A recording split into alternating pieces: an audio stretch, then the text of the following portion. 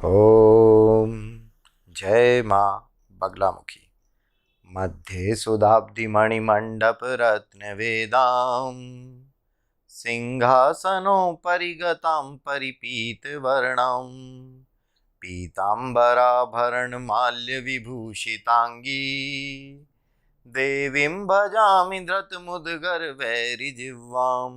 माँ बगलामुख्ये नमः, माँ गदाधारणे नमः। जय माँ बगलामुखी। आज की जो मैं वीडियो लेकर आया हूँ, इस वीडियो में मैं माँ बगलामुखी पूजन विधि, माँ बगलामुखी का महामंत्र, माँ बगलामुखी का अनुष्ठान कब सबसे अधिक फलदायी है वो बताऊंगा। शारदीय नवरात्रों का महत्व बताऊंगा। दशहरे पर जैसे राम भगवान ने रावण पर विजय प्राप्त की थी, तो इस समय में दशहरे से पहले माँ की पूजा क्यों की जाती है वो आप सभी लोगों को बताऊंगा।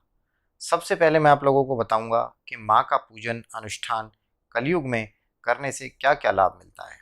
देखिए, अगर किसी व्यक्ति का व्यापार नहीं चल रहा या चलते चलते अचानक रुक गया है, विद्यार्थी का किसी का पढ़ाई में मन नहीं लगता, या मेहनत करने के बाद भी उसको बार बार असफलता का सामना करना पड़ता है, या परिणाम जो होते हैं वो इच्छा स्वरूप नहीं मिलते।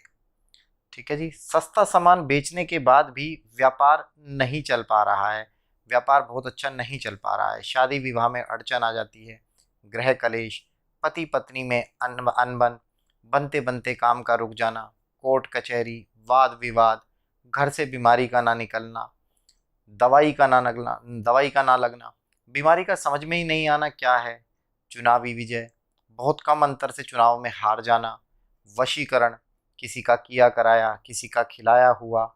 देखिए, इन सभी समस्याओं से आप माँ बगलामुखी के अनुष्ठान से करने से इन सभी समस्याओं से मुक्ति पा सकते हैं। माँ स्तंभन की देवी हैं। गुप्त शत्रु, ऐसे शत्रु जो कलयुग में सामने नहीं आते, पीछे से वार करते हैं या जिनका हमें पता ही नहीं है। नौकरी में दिक्कत, बॉस से अनबन, बॉस से ना बनना, नौकरी का लग ना लगना या लग के छूट जाना, ये सभी कार्य माँ की पूजा से सिद्ध होते हैं। माँ की महिमा सतयुग से लेकर कलयुग तक फैली हुई है। माँ की सबसे अधिक पूजा त्रेता युग में हुई है और कलयुग में होनी है। माँ रावण की कुल देवी थी, माँ रावण की अधिष्ठात्री देवी थी। राम और रावण युद्ध में आपने एक प्रसंग ये भी सुना होगा कि जब मेघनाथ महायज्ञ करने चला था, तो ये कहा जाता है कि उस समय पे ये कहा गया था कि मेघनाथ का यह यज्ञ सक्सेसफुल हो गया या यह यज्ञ सफल हो गया तो मेघनाथ अजय हो जाएगा, मेघनाथ को कोई हरा नहीं पाएगा। तो उस यज्ञ को हनुमान जी, जामवंत जी और रामादल के बाकी सदस्यों ने उस यज्ञ को भंग कराया था और राम भगवान रावण पर विजय प्राप्त कर पाए थे। एक चीज और, जैसा मैंने बताया कि एक बार राम और रावण युद्ध चल रहा था, तो जिस दिन रावण स्वयं युद्ध में उतरा उस दिन रावण रामादल पर भारी पड़ने लगा। तो शाम के समय, युद्ध विराम के समय, राम भगवान थोड़े निराश, थोड़े हताश बैठने लगे। देखिए, मैं बहुत बड़े शब्द बोल रहा हूँ, मेरे भगवान हैं, साक्षात विष्णु अवतारी हैं। तो राम भगवान ने कहा कि यार, सभी ने राम भगवान को समझाया कि भाई प्रभु आप तो अंतर्यामी हैं, रावण आज थोड़ा सा हावी हुआ, हम जीत लेंगे रावण से कल, कोई ऐसी दिक्कत नहीं है। तो राम भगवान ने कहा कि रावण को तो मैं कभी भी हरा लूंगा, परंतु आज मैंने जो युद्ध में देखा कि रावण माँ की गोद में बैठकर तीर चला रहा था, रावण माँ की गोद में बैठकर युद्ध लड़ रहा था। तो राम भगवान ने भी उसके बाद 9 दिनों तक माँ का पूजन किया, माँ का अनुष्ठान किया और दशमी के दिन रावण का संहार किया। इसीलिए हमेशा दशहरे से पहले 9 दिन माँ का पूजन आराधन किया जाता है शारदीय नवरात्रों में। यही पूजन और अनुष्ठान, यही महायज्ञ प्रत्येक वर्ष की भांति हम भी करवाने वाले हैं। हम हर वर्ष यही यज्ञ करवाते हैं। कलयुग में माँ की महिमा अपरंपार है, सभी सुखों को देने का माँ सामर्थ्य रखती है। इस यज्ञ का हम प्रत्येक वर्ष की भांति इस वर्ष भी संकल्प हमने लेने शुरू कर दिए हैं। जो संकल्प लेने के बाद जो अनुष्ठान होगा वो अनुष्ठान विजयदशमी के दिन होगा।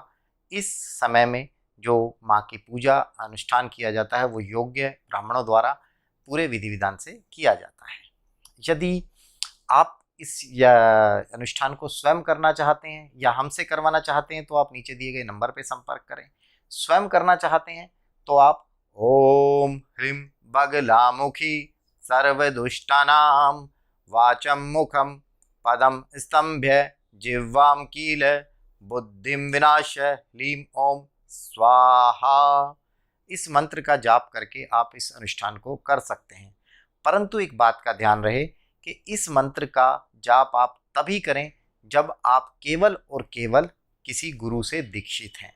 अगर आप किसी गुरु से दीक्षित नहीं हैं, आपने केवल ये मंत्र कहीं सुना है या पढ़ा है, तो आप इस मंत्र को नहीं कर सकते। किसी गुरु से दीक्षित होना अत्यंत आवश्यक है तथा गुरु की विशेष अनुकंपा और दिशा निर्देश अनुसार आप इस अनुष्ठान को कर सकते हैं। बाकी अगर कोई जानकारी चाहिए आपको अनुष्ठान से रिलेटेड, तो आप निःशुल्क रूप से मुझसे प्राप्त कर सकते हैं। दूसरा, आज मैं एक अपनी वीडियो के माध्यम से बताना चाहूँगा कि मैंने कई बार YouTube पे देखा है कि बताया जाता है कि माँ की पूजा का डरावना अनुभव। देखिए, ये माँ बगलामुखी है, ये माँ है, ये राज राजेश्वरी हैं, ये केवल और केवल सुखों को देती हैं। इनकी पूजा के समय कुछ सावधानियां जरूर बरतनी चाहिए, उसके लिए मैं मना नहीं करूंगा, परंतु ये केवल और केवल सुखों को देती हैं। माँ की कृपा से भक्तजन सभी जन्मों के पापों से मुक्त हो जाते हैं। माँ बगलामुखी की पूजा करते समय हमें पीले वस्त्र पहनने चाहिए, पीला भोग अर्पण करना चाहिए, पीले आसन पर बैठना चाहिए। अगर आप लोगों को बाकी भी कोई जानकारी चाहिए तो आप मुझसे प्राप्त कर सकते हैं। माँ बगलामुखी आप सभी पर अपनी कृपा करे, आप सभी के सारे कष्ट दूर हों। जय माँ बगलामुखी, जय माँ बगलामुखी।